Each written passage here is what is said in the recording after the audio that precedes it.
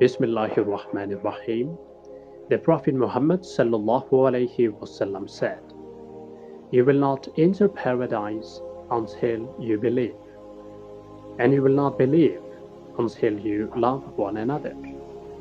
Shall I not tell you something that if you do, you will love one another? Spread peace, meaning salam, among yourselves." Hadith from Sahih Muslim.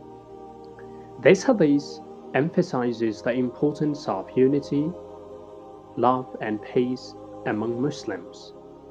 It highlights that true faith is linked to loving one another, and one way to cultivate this love is by spreading peace and greetings among ourselves.